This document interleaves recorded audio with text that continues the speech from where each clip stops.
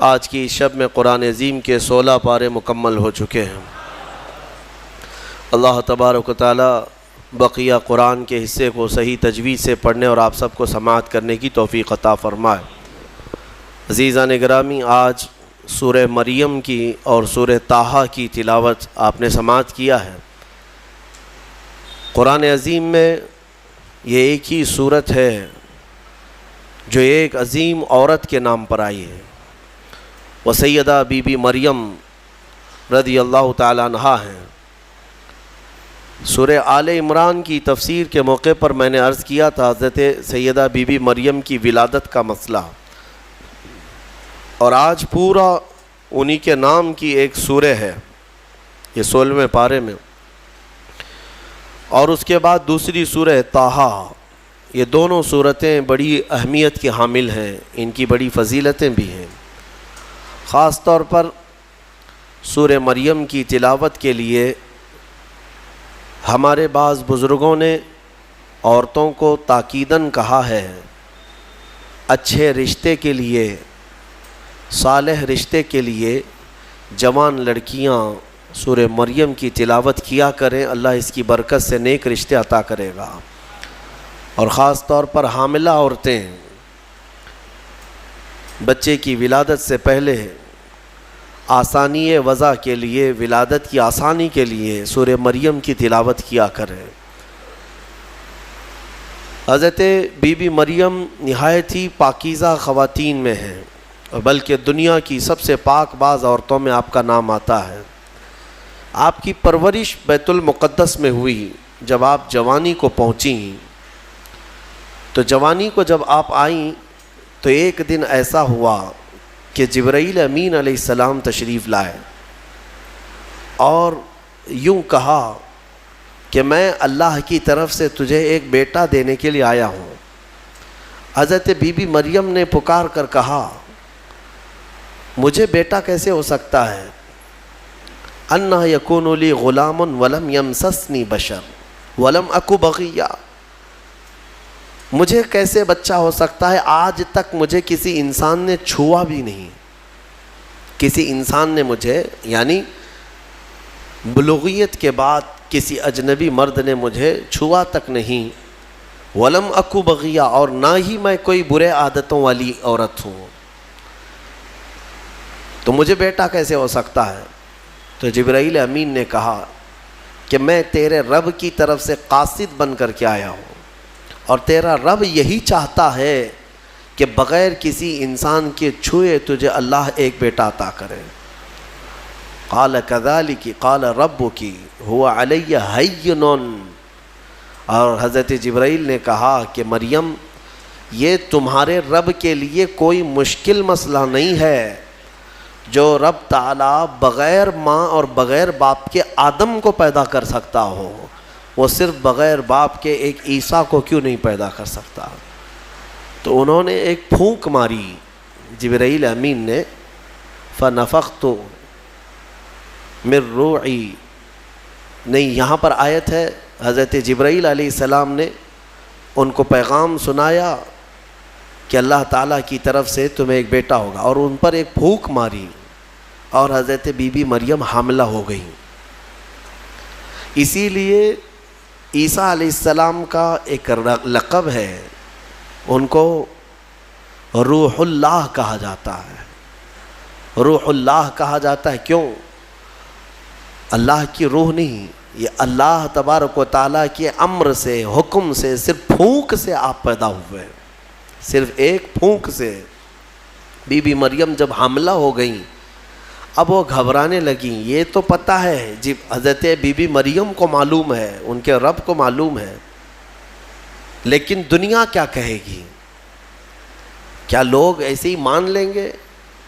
لیکن سارے لوگ حضرت بی بی مریم کی طہارت کو تو مانتے تھے، ان کی پاکیزگی کا سب لوگ اقرار کرتے تھے، لیکن جب آپ حاملہ ہو گئیں تو پھر اللہ تبارک و تعالیٰ کا حکم ہوا آپ کو کہ آپ آبادی سے یہ نکل جائیں، یہاں سے دور نکل جائیں، اور کھجوروں کا ایک باغیچہ ہے، اس میں وہ چلی گئیں۔ جب ولادت کا وقت قریب آیا، اور اللہ تبارک و تعالیٰ نے انہیں وہاں جانے کا حکم دیا. اب وہاں جب وہ پہنچیں تو درد کی شدت تھی آپ کو بھی, اور حضرت بی بی مریم نے درد زہ میں جو الفاظ کہے وہ بھی قرآن میں آیا. فناداہا من تحتہا اللہ تحزنی قد جعل ربکی تحتکی سریا.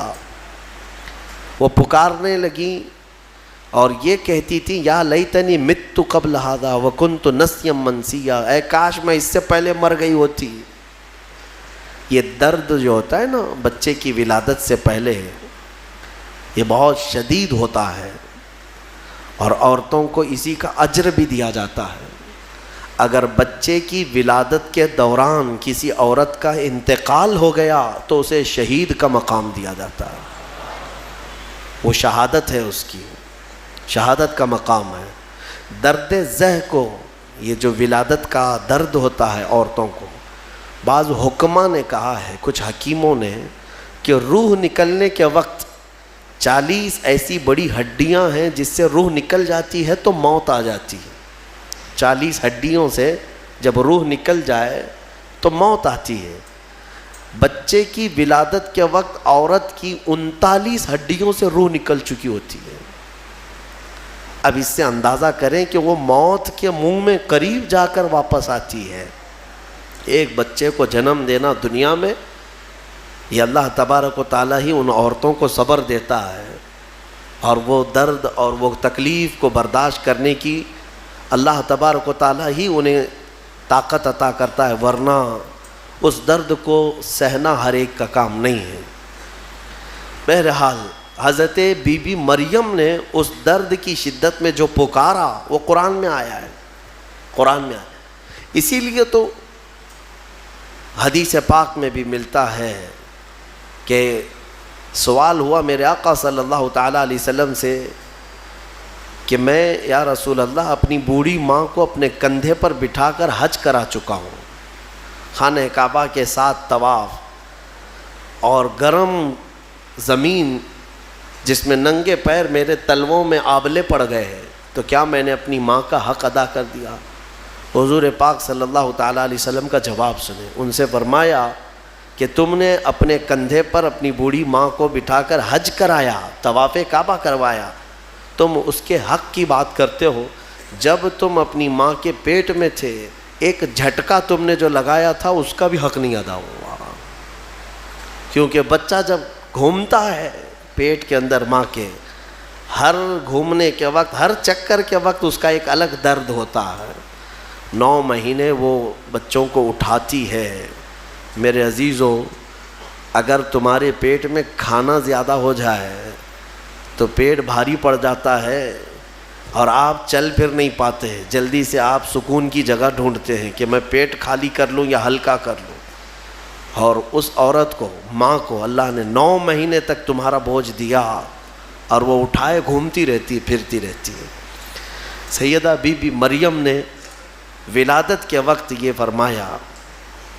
اس کے بعد رب تعالیٰ کی طرف سے یہ ان کو ندا آئی کیا کہ جب وہ وہاں قریب لیٹی تھی ایک پتھر پر, اور ان کے قریب میں ہی ایک کھجور کا درخت تھا, رب تعالیٰ نے فرمایا وَهُزِّي إِلَيْكِ بِجِذْعِ النَّخْلَةِ تُسَاقِطْ عَلَيْكِ رُطَبًا جَنِيًّا. مریم اس درخت کو پکڑ کر کے ہلاؤ, تم پر پکی تازی کھجوریں گریں گی. تو ولادت کا وقت ہے ان کا, عیسیٰ علیہ السلام کی پیدائش کا, اور حضرت بی بی مریم کو کھجور کا درخت ہلانے کا حکم ہوا. انہوں نے ہلایا تو پکی کھجوریں ان پر گریں. رب تعالیٰ نے فرمایا فَكُلِي وَاشْرَبِي وَقَرِّي عَيْنًا, مریم کھا اور پی لے اور اپنی آنکھوں کو ٹھنڈی کر لے. مفسرین فرماتے ہیں درد زہ کے وقت اگر کسی عورت کو کھجور دیا جائے تو یہ قرآن پاک کے نسخے کے اعتبار سے اللہ تعالیٰ اس کے درد میں آسانی عطا فرماتا ہے, کیونکہ حکیم مطلق رب ذوالجلال نے حکم دیا بی بی مریم کو کہ کھجور کھاؤ, پکی کھجوریں تم پر گریں گی. تو کھجور کا حکم بھی ہے. ہمارے بزرگوں کے ہاں رواج تھا کہ ولادت کے وقت جب تکلیف زیادہ ہوتی تو وہ کچھ کھجوریں لا کر کسی امام کے پاس, عالم دین کے پاس لاتے کہ کچھ دم کر کے دے دیں کہ گھر میں ولادت ہونے والی ہے. اب کہاں ہے, کون سا کھجور، کون سی مٹھائی، سیدھے آپریشن تھیٹر میں لے جانا ہے اور بند کرنا ہے، کاٹنا ہے، پھر نکالنا ہے۔ خیر، اللہ تبارک و تعالی آج بھی جو لوگ اسلام پر چلنا چاہتے ہیں ان کے لیے آسانی عطا فرماتا ہے۔ یقیناً تھوڑی ہی دیر کے بعد حضرت عیسیٰ علیہ السلام کی ولادت ہوئی۔ یہ بیت اللحم جو جگہ ہے آج بھی وہ فلسطین میں ہے۔ بیت اللحم، جس پتھر پر حضرت عیسیٰ علیہ السلام کی ولادت ہوئی، وہ جگہ آج بھی موجود ہے۔ پھر وہاں سے حضرت بی بی مریم نے اپنے بچے کو اٹھایا، کوئی نہیں تھا وہاں پر، ان کے حمل سے لے کر ولادت تک کوئی بھی قریب نہیں آیا، اور نہ زندگی میں کبھی ان کو کسی نے چھوا۔ آپ نے گود میں اٹھایا، اب کیا کریں گی، بچہ آ گیا ہے۔ رب تعالیٰ نے فرمایا فَإِمَّا تَرَئِنَّ مِنَ الْبَشَرِ أَحَدًا فَقُولِي إِنِّي نَذَرْتُ لِلرَّحْمَنِ صَوْمًا فَلَنْ أُكَلِّمَ الْيَوْمَ إِنسِيًّا۔ مریم اب اپنی بستی کی طرف جاؤ گی، اگر کوئی انسان تمہیں نظر آئے، لوگ اگر نظر آئیں تو بات مت کرنا کسی سے، ان سے کہنا آج میں نے چپ رہنے کا روزہ رکھا ہے۔ ہاں، اس شریعت میں ہوا کرتا تھا چپ کا روزہ، خاموشی کا روزہ، کہ دن بھر خاموش رہنے کا بھی روزہ ہوا کرتا تھا۔ اب یہ بھی کیسے بتائیں گی، وہ اشارے سے۔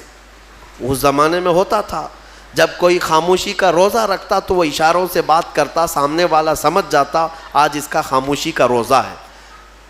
کاش یہ روزہ اور بھی ہمارے ساتھ ہوا کرتا، لیکن اس شریعت میں ہمارے ہاں چپ کا روزہ نہیں ہے، خاموشی کا روزہ نہیں ہے۔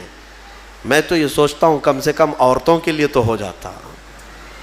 خاموشی کا روزہ بڑا ثواب ہے، وہ بہت بڑی غلطیوں سے، گناہوں سے بچ جاتی ہے۔ آپ کو اندازہ نہیں ہے، میرے آقا صلی اللہ علیہ وسلم نے زبان کو یوں 2 انگلیوں سے پکڑ کر کے فرمایا تھا، پکڑ کر کے، تمہارے 2 جبڑوں کے بیچ میں گوشت کا ایک ٹکڑا ہے، حضور نے فرمایا کہ یہ انسان کو جنت میں بھی لے جاتا ہے اور دوزخ میں بھی لے جاتا ہے۔ ہاں، اور پھر ایک حدیث پاک ہے، حضور فرماتے ہیں 2 جبڑوں کے بیچ میں ایک گوشت کا ٹکڑا، زبان، 2 رانوں کے بیچ میں ایک گوشت کا ٹکڑا، شرمگاہ، جس نے ان 2 چیزوں کی حفاظت کی ذمہ داری لے لی، میرے آقا فرماتے میں اسے جنت میں لے جانے کی ضمانت دیتا ہوں، جنت میں لے جانے کی ضمانت دیتا ہوں، یہ 2 چیزوں کی اگر کوئی حفاظت کر لیا۔ خیر، حضرت بی بی مریم اپنے بچے کو لے کر کے آئی، لوگ دیکھنے لگ گئے کہ مریم ہے اور اس کی گود میں بچہ ہے، تو ظاہر سی بات ہے قوم کا جو رویہ ہوتا ہے، سیدھے پکار کر کہنے لگے یا اخت ہارون ما کان ابوک امرأ سوء وما کانت امک بغیہ، اے مریم یہ کیا کر لیا تو نے۔ اخت ہارون جو ہے اس وقت سب سے پاک عورت کو کہا جاتا تھا، اخت ہارون لقب کے طور پر حضرت بی بی مریم کو انہوں نے پکارا، نہ تمہارے باپ برے تھے نہ تمہاری ماں بری تھی، یہ تو نے کیسے کر لیا، یہ بچہ تیری گود میں کیسے آیا۔ فاشارت الیہ، انہوں نے اشارہ کیا اپنے بچے کی طرف، کیونکہ اللہ تعالیٰ کا حکم تھا اگر کوئی بات کرے تو بات مت کرنا، اپنے بچے کی طرف اشارہ کر دو۔ آج میں خاموشی کا روزہ ہوں، اشارہ کیا اپنے گود والے بچے کی طرف، 1 دن کا بچہ ہے، تو لوگ بول پڑے کہ تو اس کی طرف اشارہ کر رہے، قالوا کیف نکلم من کان فی المہد صبیا، ہم کیسے بات کریں اس سے جو آج گود میں ہے تیرے، آج کا بچہ ہے۔ قرآن میں ہے جب وہ لوگ بحث کر رہے تھے، قال انی عبد اللہ آتانی الکتاب وجعلنی نبیا، ابھی وہ بحث کر رہے تھے، عیسیٰ علیہ السلام گود سے ہی بول پڑے۔ کیا بولے؟ بولنے لگے اے لوگوں میں اللہ کا بندہ ہوں، انی عبداللہ، اللہ نے مجھے کتاب عطا کیا ہے، وجعلنی نبیا، اور نبی بنا کر بھیجا ہے، وجعلنی مبارکن اینما کنت، اور جہاں میں رہوں گا برکت کا ذریعہ بنوں گا، اور اللہ تعالیٰ نے مجھے نماز کا اور زکوٰۃ کا حکم دیا ہے، اور میری والدہ کے ساتھ اچھائی کا سلوک کرنے، حسن سلوک کرنے کا حکم دیا ہے۔ اور پھر آخر میں عیسیٰ علیہ السلام اس جملے پر اپنی بات ختم کرتے ہیں، کون سا جملہ؟ والسلام علی یوم ولدت و یوم اموت و یوم ابعث حیا، سلامتی ہو اس دن پر جس دن میں پیدا ہوا اور جس دن میرا انتقال ہوگا اور جس دن مجھے اٹھایا جائے گا۔ اتنا بات کیا حضرت عیسیٰ علیہ السلام اور پھر خاموش ہو گئے. یہ معجزہ نہیں تو اور کیا ہے. گود کا آج کا بچہ اتنا وسیع انداز میں بول پڑا, تبھی جا کر کے قوم کی زبان چپ ہو گئی کہ یہ جو آیا ہے مریم کی گود میں یہ کوئی معمولی چیز نہیں ہے. ظاہر سی بات ہے, جب رب تبارک و تعالیٰ کسی چیز کو بھیجتا ہے تو نشانیوں کے ساتھ بھیجتا ہے. اب جتنے تھے وہ مان تو گئے کہ بی بی مریم کو کسی نے چھوا نہیں, یہ سچی ہے. اور جب گود کا بچہ بول رہا ہے تو یہ اور سچی بات ہے کہ محیر العقول چیز ہے, آج تک ہم نے کبھی دیکھا نہیں. عیسیٰ علیہ السلام بولے. پھر اس کے بعد عیسیٰ علیہ السلام کو حضرت بی بی مریم اپنے گھر تو لے گئیں. یہاں پر رک کر کے میں ایک بات عرض کرنا چاہوں گا. حضرت عیسیٰ علیہ الصلوۃ والتسلیم نے جو جملہ کہا وہ یہ ہے کہ جس دن میں پیدا ہوا اس دن سلامتی ہو. یعنی نبی جس دن پیدا ہوتے ہیں وہ سلامتی والا دن ہوتا ہے. عیسیٰ علیہ السلام کی پیدائش کا دن سلامتی والا ہے تو 12 ربیع الاول کیوں نہیں سلامتی والا ہے؟ ہاں, اور نبی خود اپنی ولادت کے دن سلام بھیج رہے ہیں, اور ہم سید الانبیاء کی ولادت پر امتی سلام بھیجیں تو کیا حرج ہے؟ یہ قرآن کا حکم ہے. نبی خود اپنی ولادت کے دن سلام بھیج رہے ہیں اور امتی اپنے نبی کے پیدائش کے دن پر سلام بھیجے تو یقیناً یہ باعث برکت ہے اور قرآن کے مطابق ہے. خیر, یہ حضرت عیسیٰ علیہ السلام کی ولادت کا واقعہ. عیسیٰ علیہ الصلوۃ والتسلیم اپنی ماں کے ہاں رہے ایک زمانے تک, پھر جب جوان ہوئے. اچھا, یہ ایک بات اور بھی بتاؤں, بہت کم عمر میں جن کو نبوت دی گئی, یعنی دنیا میں ظاہری طور پر, وہ 3 نبی ہیں. ایک حضرت عیسیٰ علیہ السلام جن کو گود میں ہی پیدائش میں دے دی گئی. دوسرے یحییٰ علیہ السلام جو حضرت بی بی مریم کے ہاں ان کے باپ حضرت زکریہ علیہ السلام نے دعا کی تھی تو اللہ ان کو دیا تھا. یحییٰ علیہ السلام بھی پیدا ہوتے ہی نبی ہو گئے تھے, نبوت کے ساتھ دنیا میں آئے. تیسرے حضرت یوسف علیہ السلام, جب ان کے بھائیوں نے انہیں کنویں میں ڈالا تھا تب ان کو, یہ چھوٹی عمر میں جن کو نبوت دی گئی وہ 3 انبیاء اکرام ہیں. یہ تو دنیا کی زندگی کے اعتبار سے. لیکن اگر کوئی یہ کہتا ہے کہ ہمارے آقا محمد صلی اللہ علیہ وسلم کو 40 سال کی عمر میں نبوت دی گئی تو یہ جملہ غلط ہے. میرے عزیزو, حضور کو نبوت دی گئی نہیں, نبی ہونے کا اعلان کرنے کا حکم دیا گیا. نبوت کب دی گئی وہ خود رسول سے پوچھو. میرے آقا فرماتے ہیں کنت نبیاً وآدم بین الماء والطین, میں تو اس وقت بھی نبی تھا جب آدم علیہ السلام کو ابھی مٹی اور پانی میں گوندا جا رہا تھا. آدم علیہ السلام کا ابھی پتلا بھی نہیں تیار ہوا تھا. حضور فرماتے ہیں میں اس وقت بھی نبی تھا. تو نبی تو میرے آقا صلی اللہ علیہ وسلم پہلے سے تھے. بہرحال عیسیٰ علیہ السلام اللہ تعالیٰ کی ایک نشانی ہے, ان کی ذات ہی اللہ کی ایک نشانی ہے. کیونکہ عقل میں یہ آ جانا کہ بغیر باپ کے دنیا میں آئے جبکہ ان کی ماں کو کسی مرد نے چھوا نہیں. اسباب تو یہ بتاتے ہیں دنیا میں کہ ایک عورت اور ایک مرد کے اختلاط سے ہی بچہ پیدا ہوتا ہے. دنیا میں بچے کی ولادت ایک مرد اور ایک عورت کے ملنے سے ہی ہوتی ہے.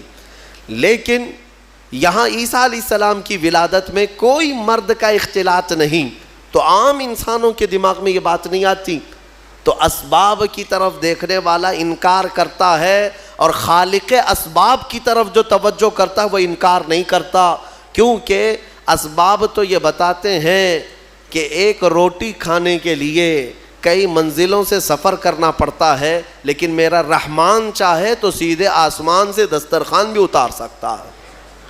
ہاں, یہ اس سے بھی زیادہ تعجب کی بات میں آپ کو بتاؤں, اس سے بھی زیادہ تعجب کی بات, صالح علیہ السلام اللہ کے نبی ہیں, ان کی قوم بڑی سرکش تھی, نافرمان تھی, اور پتھروں کی پوجا کرتے تھے اور پتھروں کے گھر بناتے تھے انہیں تراش تراش کر کے. حضرت صالح علیہ السلام نے ان کو اللہ کی طرف بلایا تو وہ نشانی مانگنے لگے, کوئی نشانی بتاؤ کہ تم اللہ کے رسول ہو. تو اس زمانے میں پتھروں کے لیے ان کا بڑا مسئلہ تھا کہ پتھروں کی عبادت بھی ہے, پتھروں کے گھر بھی بناتے تھے. حضرت صالح علیہ السلام نے اپنی قوم کو ایک جگہ جمع کیا اور ایک پتھر کو، پہاڑ کا ایک پتھر ہے، اس پتھر کو حکم دیا تو اللہ تعالیٰ نے اس پتھر کے اندر سے ایک اونٹنی پیدا فرمائی، ناقۃ اللہ، اس کو اللہ کی اونٹنی۔ اب مجھے بتاؤ کیا یہ عقل تسلیم کرے گی کہ ایک اونٹنی کو پیدا ہونے کے لیے اس کے بھی تو ماں باپ ہونے چاہیے، وہ بھی کسی اونٹنی کی پیٹ سے پیدا ہوگی؟ لیکن اتنا محیر العقول واقعہ کہ پتھر اور اونٹنی کا کیا میل۔ ہاں یہ بھی بات سمجھ میں آ سکتی ہے کہ ہتھنی کے پیٹ سے کوئی اونٹنی پیدا ہو گئی، یا کسی جانور کے پیٹ سے کوئی دوسرا جانور پیدا ہو گیا، کچھ قریب تو سمجھ میں آتا ہے، لیکن پتھر کے اندر سے اونٹنی پیدا ہونا یہ سمجھ میں آتا ہے؟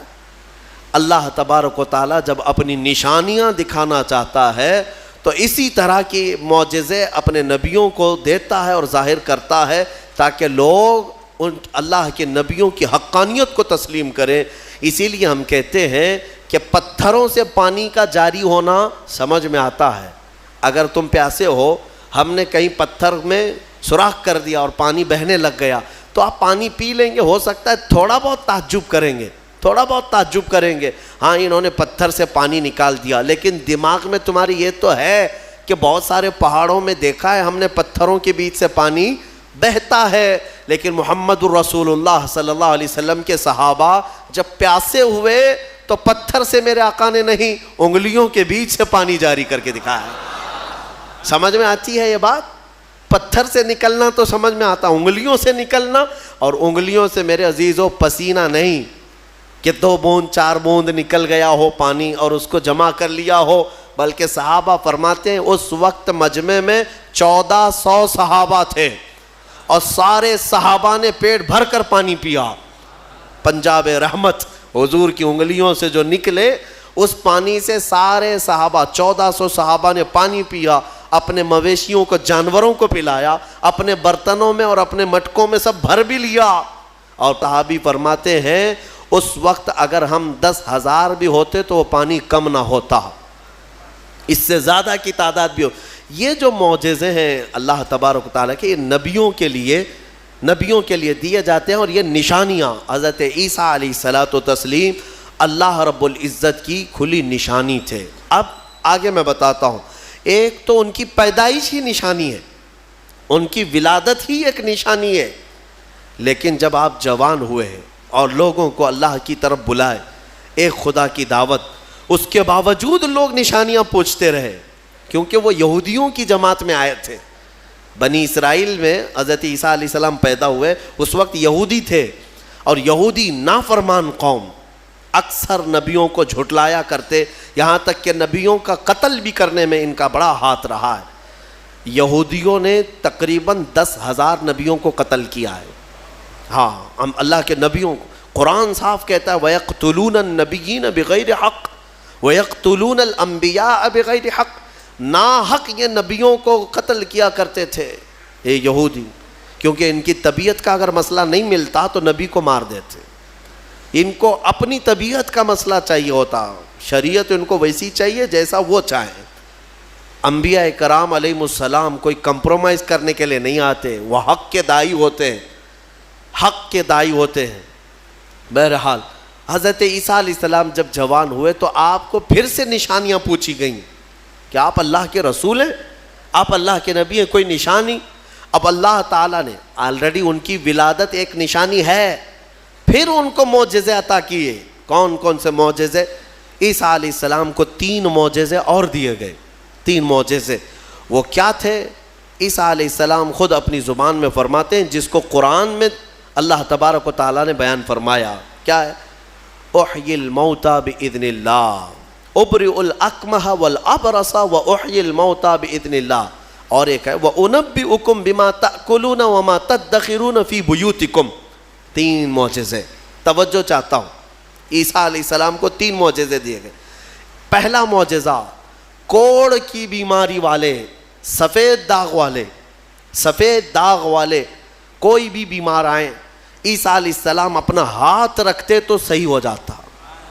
ابرئ الاکمہ والابرص، کوڑ والا، سفید داغ والا، یہ بیمار اگر حضرت عیسیٰ علیہ السلام کے پاس آتا تو آپ اس کو ہاتھ پھیر دیتے تو اس کی بیماری ختم ہو جاتی. دوسرا معجزہ وَأُحْيِي الْمَوْتَى بِإِذْنِ اللَّهِ، کہتے ہیں کہ میں مردوں کو اللہ کے حکم سے زندہ کر دیتا ہوں. عیسیٰ علیہ السلام فرما رہے ہیں.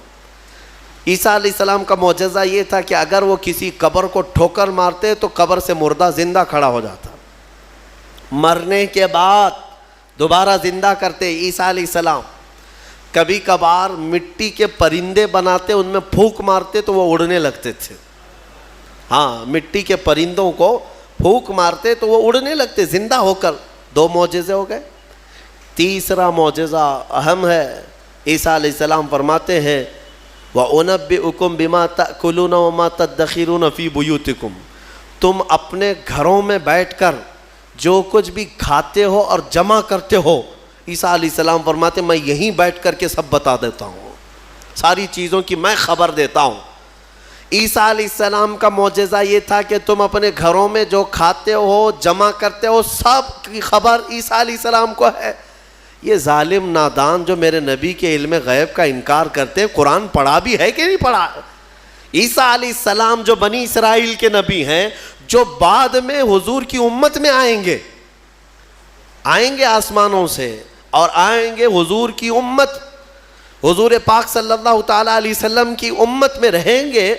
اب اندازہ کرو انہیں اللہ تعالیٰ نے اتنا علم غیب دیا تو کیا میرے رسول کو غیب کا علم نہیں ہوگا؟ ہمارا تو عقیدہ یہی ہے، ہمارا موقف یہی ہے. میرے آقا مدینے میں ہو کر ہماری مسجد کا بھی ملاحظہ فرما رہے ہیں. ہاں، وہ پوری دنیا کو ایسے دیکھتے ہیں جیسے اپنے ہتھیلی کو دیکھتے ہیں. خود میرے آقا نے فرمایا، مسلم شریف کی حدیث ہے، اللہ کے حبیب فرماتے ہیں ان اللہ زوى لی الارض، اللہ نے پوری روئے زمین کو میرے لیے سمیٹ دیا ہے، اور میں پوری روئے زمین کو ایسے دیکھتا ہوں جیسے ہتھیلی کو دیکھتا ہوں. 3 معجزے ہیں عیسیٰ علیہ السلام کی، یاد رکھیے گا. اب میرا سوال بھی سن لیجئے توجہ کے ساتھ. ایک ہے وہ کوڑ کی بیماری اور برس کی سفید داغ کی بیماری والے کو ہاتھ رکھتے تو کیا ہو جاتا؟ صحیح ہو جاتا. حاضر ہے آپ کا دماغ؟ بہت اہم چیز. دوسری چیز ہے مرے ہوئے آدمی کو ٹھوکر مار کر زندہ کر دیتے تھے.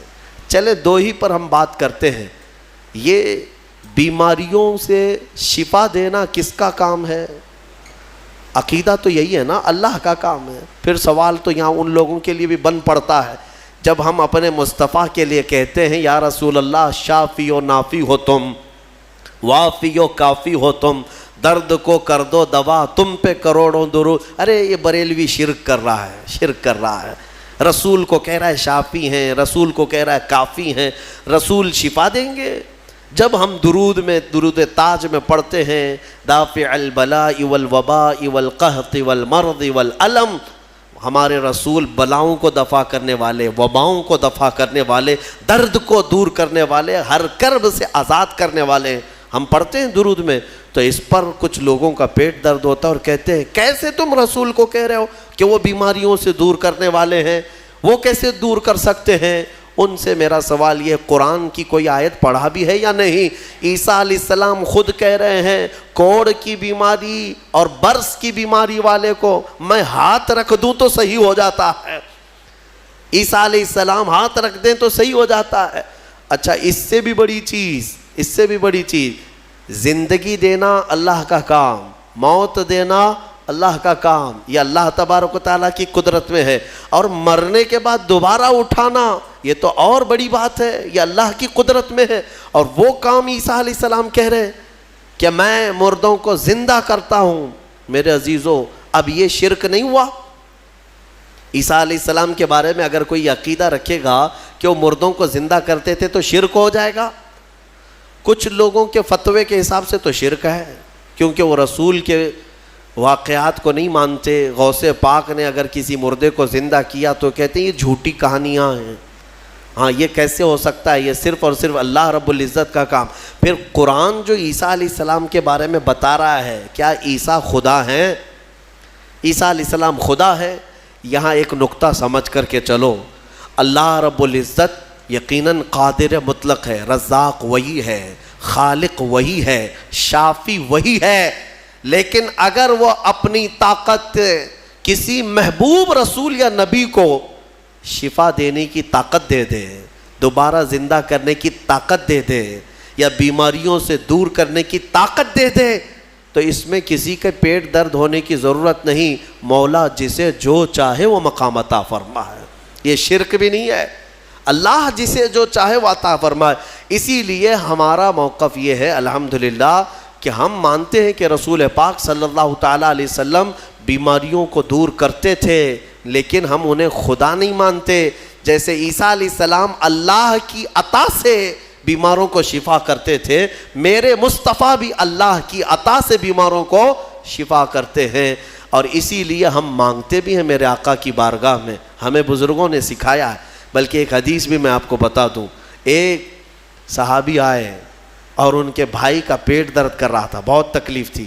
حضور کے پاس آئے، کہا یا رسول اللہ میرے بھائی کا پیٹ بہت درد کر رہا ہے. ڈاکٹر نہیں تھا کیا مدینے میں؟ کوئی طبیب نہیں تھا. وہ صحابی حضور کے پاس کیوں آئے؟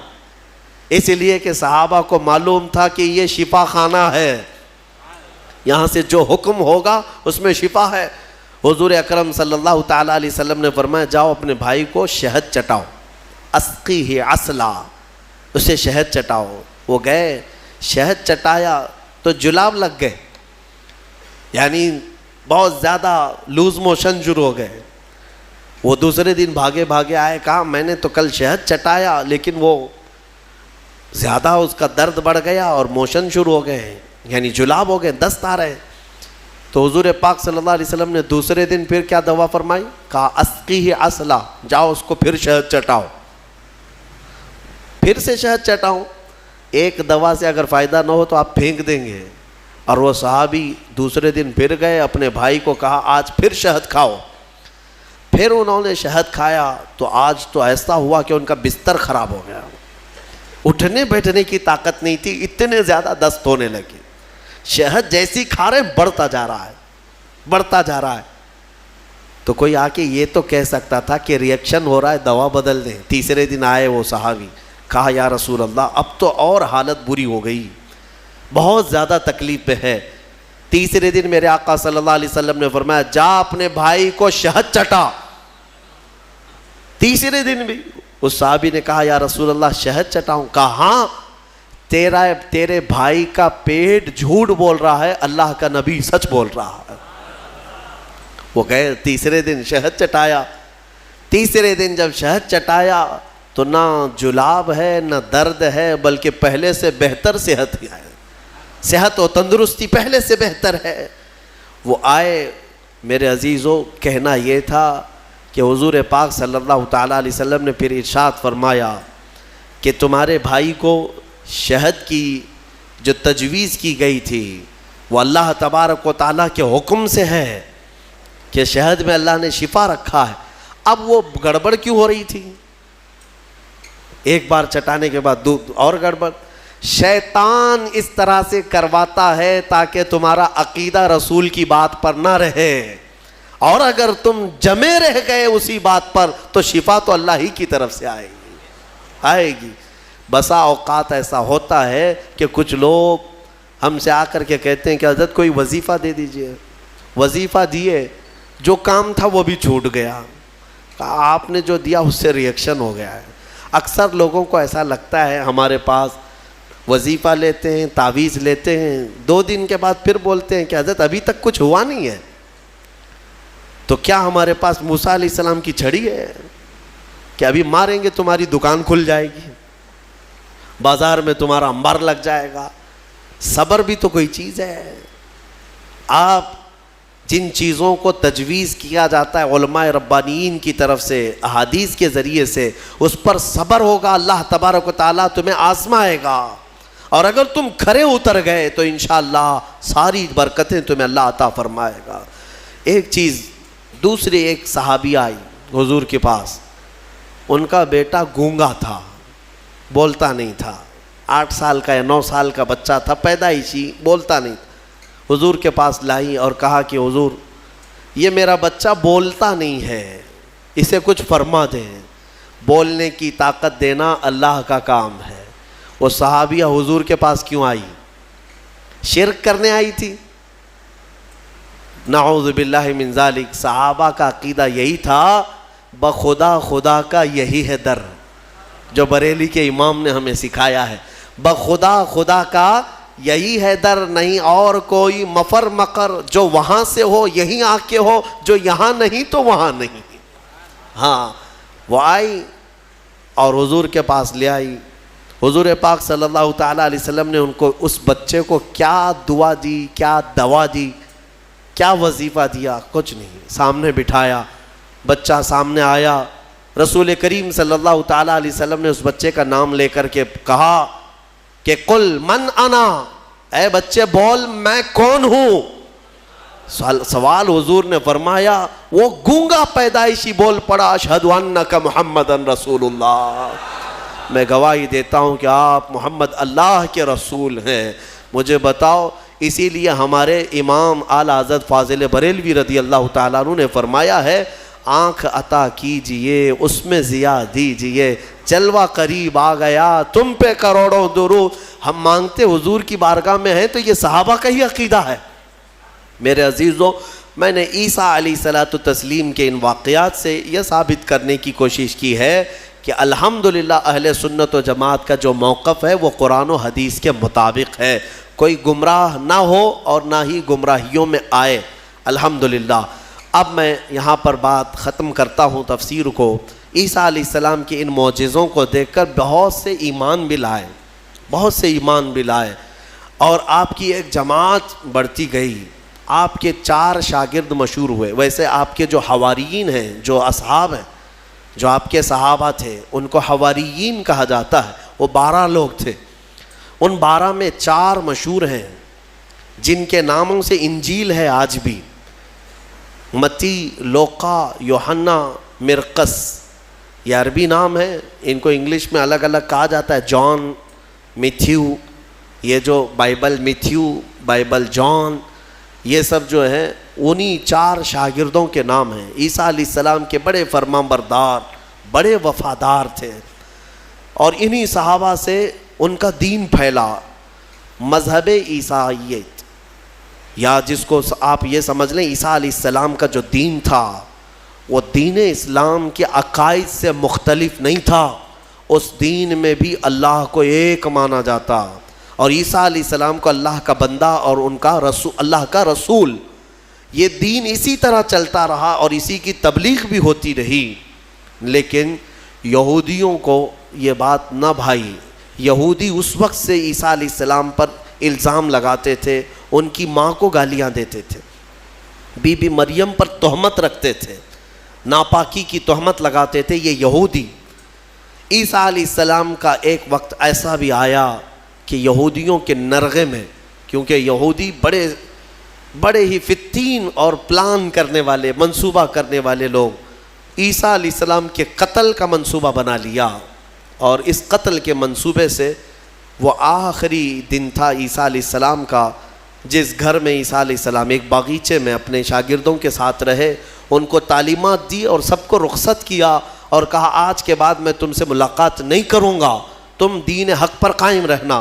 شاگرد سب چلے گئے، عیسیٰ علیہ السلام تنہا گھر میں تھے. یہودیوں کی ایک جماعت آئی قتل کے منصوبے سے، اور سب کے سب ہتھیار سے لیس ہو کر حضرت عیسیٰ علیہ السلام کے گھر کا گھیراؤ کر لیے، اور گھیراؤ کر کے رات کے وقت آپ کو قتل کا منصوبہ تھا. لیکن یہودیوں نے اپنے ایک آدمی کو اندر بھیجا کہ جاؤ دیکھ کر کے آؤ عیسیٰ کیا کر رہے ہیں، کس حالت میں ہے. ایک شخص اندر آیا عیسیٰ علیہ السلام کو دیکھنے کے لیے، یہودیوں کا ایک شخص اندر آیا، اور جیسے ہی وہ اندر آیا قرآن میں مولا فرماتا ہے وَلَكِنْ شُبِّهَ لَهُمْ، یعنی جس کا مفہوم یہ ہے کہ اللہ نے عیسیٰ علیہ السلام کی شکل اس آدمی کو دے دی، اور عیسیٰ علیہ السلام کو آسمانوں پر اٹھا لیا، آسمانوں پر اٹھا لیا.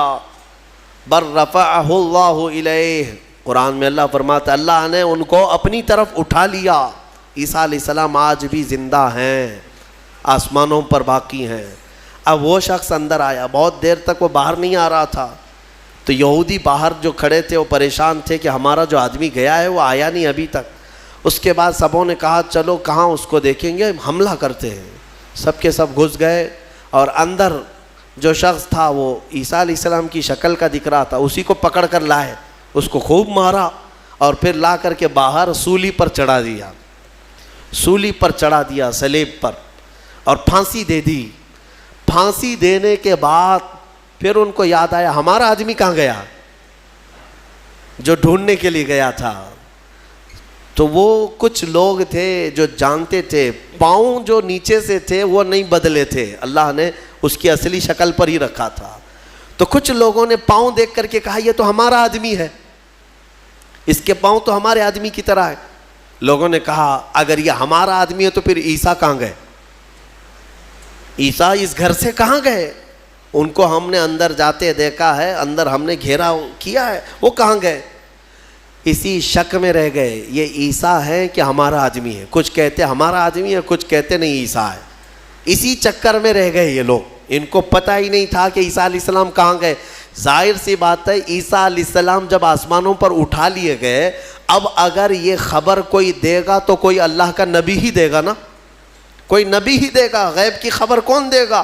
اور اتفاق کی بات عیسیٰ علیہ السلام کے آسمانوں پر اٹھائے جانے کے بعد سے لے کر 550 سال تک کوئی نبی نہیں آیا. اس کے بعد اگر کوئی نبی آیا تو ہمارے آقا محمد صلی اللہ علیہ وسلم آئے، صرف حضور آئے 570 سال کے بعد.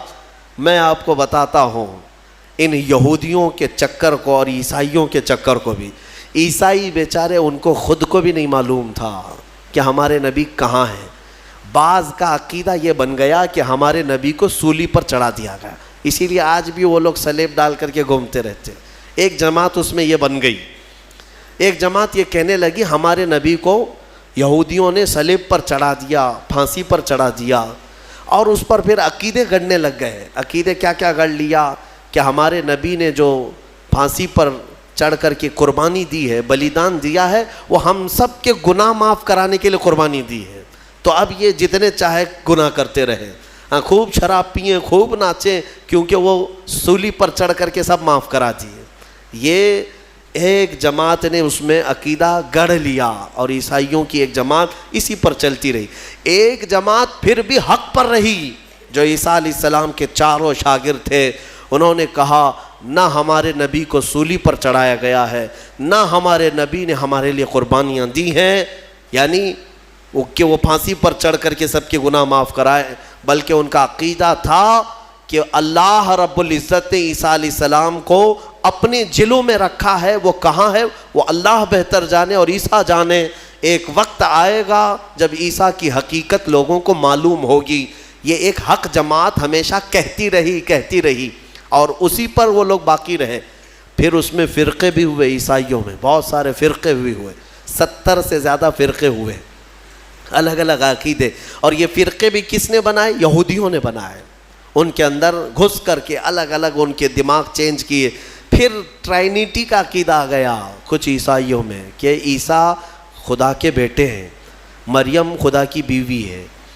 کچھ لوگوں کا عقیدہ یہ بنا. پھر کچھ لوگوں کا عقیدہ بنا کہ 3 خدا ہیں، ایک خدا اللہ، ایک خدا جبرائیل، ایک خدا عیسیٰ. آج بھی کچھ لوگ ہیں اس میں، پروٹسٹ ہیں، کیتھولک ہیں اور آرتھوڈاکس ہیں. یہ سب جو فرقے بنے سب میں تھوڑا تھوڑا سا فرق ہے عیسیٰ علیہ السلام کو ماننے کے لیے. بعض کہتے ہیں گاڈ ہے، فادر ہے، اور پھر یہ سن ہے اور میری ہے، یہ 3 خدا ہے. ٹرائنیٹی کے عقیدے بنے. اب میں آپ کو بتاتا ہوں یہ میرے آقا صلی اللہ تعالیٰ علیہ وسلم کا احسان ہے پورے یہودیوں پر بھی اور عیسائیوں پر بھی، کیونکہ یہ جھگڑا کرتے رہے 500 سال تک. اتنا قتل کیا ہے عیسائیوں نے یہودیوں کا اور یہودیوں نے عیسائیوں کا. 500 سال اتنے قتل ہو گئے جس کا شمار نہیں کر سکتے. پورا فلسطین خون میں نہا جاتا تھا جنگوں میں. یہ دونوں جماعتیں لڑتی تھیں. وہ الزام لگاتے ان کی ماں پر اور یہ یہودیوں پر الزام لگاتے. اور قرآن بھی کہتا ہے وقالت اليہود لیست النصارى علی شیء وقالت النصارى لیست اليہود علی شیء. دونوں کہتے تھے. عیسائی کہتے تھے یہودی کوئی چیز ہی نہیں ہے اور یہودی کہتے عیسائی کوئی چیز ہی نہیں ہے. دونوں لڑتے تھے. 570 سال کے بعد میرے آقا صلی اللہ علیہ وسلم جب جلوہ بار ہوئے اور پھر میرے آقا پر قرآن کی آیتیں اتری اور سورہ مریم اتری، تب میرے آقا نے علل اعلان فرمایا کہ اے لوگوں مریم پر تہمت نہ رکھو، وہ اللہ کی سب سے پاک باز بندی ہیں۔ عیسائیوں کو احسان ماننا چاہیے میرے آقا کا کہ حضرت بی بی مریم کی طہارت پوری دنیا میں اگر عیسیٰ علیہ السلام کے بعد کسی نے بیان کی ہے تو میرے مصطفیٰ نے بیان کیا ہے۔ ہاں، اور دوسری بات، حضرت عیسیٰ علیہ السلام کہاں گئے، کہاں ہے، عیسائیوں کو بھی نہیں معلوم، یہودیوں کو بھی نہیں معلوم۔ میرے آقا صلی اللہ علیہ وسلم نے قرآن کی وحی اترنے کے بعد لوگوں کو بتایا کہ یہ سب آپس میں اختلاف کرتے ہیں، حقیقت یہ ہے کہ عیسیٰ علیہ السلام کو نہ پھانسی دی گئی نہ سولی پر چڑھایا گیا، بلکہ عیسیٰ علیہ السلام کو اللہ نے آسمانوں پر اٹھایا ہے، اور قیامت کے قریب عیسیٰ علیہ السلام پھر دنیا میں نازل ہوں گے۔ یہ عقیدہ میرے آقا نے دیا۔ ان عیسائیوں کو تمیز نہیں ہے، انہیں پتہ نہیں ہے، اسلام کی دشمنی میں مرے جاتے ہیں، ہاں، اور جال بنتے ہیں۔ انہیں معلوم ہونا چاہیے کہ اسلام کے آنے کے بعد یہ احسان ہے میرے آقا صلی اللہ علیہ وسلم کا کہ بی بی مریم کی بھی طہارت بیان کی اور عیسیٰ علیہ السلام کی حقیقت بھی بیان کی ہے۔ اللہ تبارک و تعالیٰ ان گمراہ عقیدوں سے ہماری حفاظت فرمائے۔ ہمیں سورہ فاتحہ میں مولا نے جو سنایا ہے، سکھایا ہے، وہ یہی ہے، اہدنا الصراط المستقیم۔ دعا کرتے نا، اے اللہ ہمیں سیدھا راستہ چلا، اے اللہ ہمیں سیدھا راستہ چلا۔ کون سا سیدھا راستہ؟ صراط الذین انعمت علیہم، وہ راستہ جس پہ چلنے والوں پر مولا تو نے انعام نازل فرمایا۔ غیر المغضوب علیہم ولا الضالین، اے اللہ ان لوگوں کا راستہ نہ چلا جو بھٹک گئے اور جن پر تیرا غضب نازل ہوا۔